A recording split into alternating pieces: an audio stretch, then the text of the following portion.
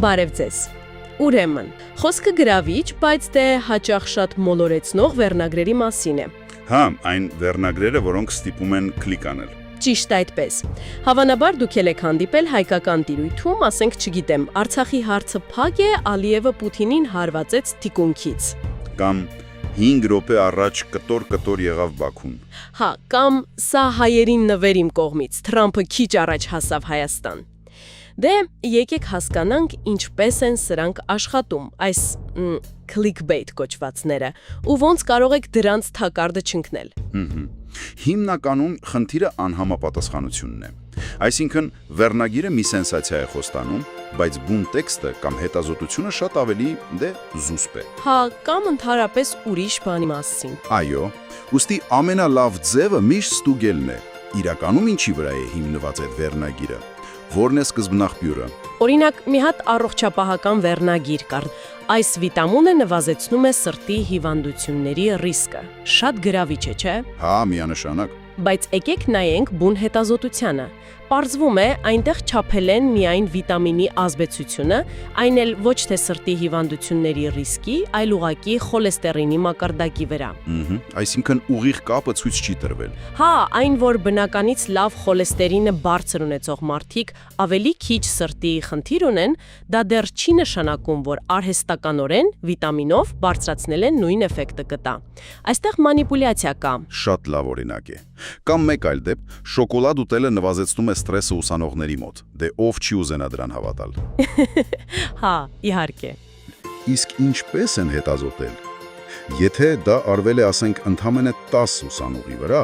դե սա շատ փոքր թիվ է ընդհանուր եզրակացություն անելու համար։ Այսինքն կարող է պատահական արդյունք լինել։ Հենց այդպես։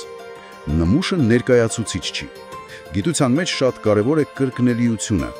Եթե տարբեր անկախ հետազոտություններ նույն արդյունքն են տալիս, այն ժամանակ կարելի է ավելի վստահ խոսել։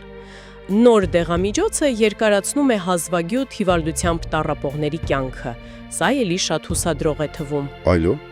բայց առանցքային հարցը որքանով։ Հենց դա, թեև արդյունքը վիճակագրորեն ճիշտ էր, այսինքն պատահական չէր, բայց իրականում կյանքի տևողությունը երկարել էր ընդամենը 10 օրով։ Դե տեսեք, տեխնիկապես վերնագիրը սխալ չի,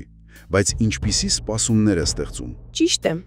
Իսկ հիմա եկեք մի քիչ էլ հայկական համացանցի մասին խոսենք, մանավանդ YouTube-ի։ Perfect TV ալիքներ 478,000 հետևորդ ունի։ Լուրջ թիվ է։ Հա, բավականին մեծ լսարան է, եւ այնտեղ էլ ինչպես դուք եք նկատել, նույն մոտեցումն է՝ շատ կասկածելի սենսացիոն վերնագրեր։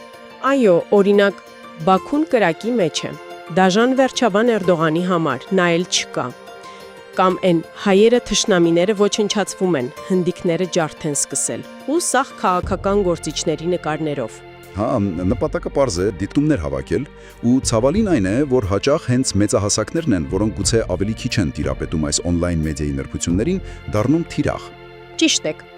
Սա արդեն ոչ միայն clickbait է, այլև լուրջ ապատեղեկատվության խնդիր է։ Մարդիկ կարող են սխալ կարծիքներ կազմել, հիմնվելով ուղղակի կեղծ կամ լավագույն դեպքում շատ ուռճացված ինֆորմացիայի վրա։ Ըստ էության, սենսացիան գերադասվում է ճշմարտությունից ու բովանդակությունից։ Հենց դրա համար կարծում եմ շատ կարևոր է, որ այս տեղեկությունը կիսենք, հատկապես մեր մեծահասակ հարազատների ընկերների հետ։ Պետք է զգուշ լինել։ Միանշանակ, պետք է սովորել քննադատաբար մոտենալ։ Հա,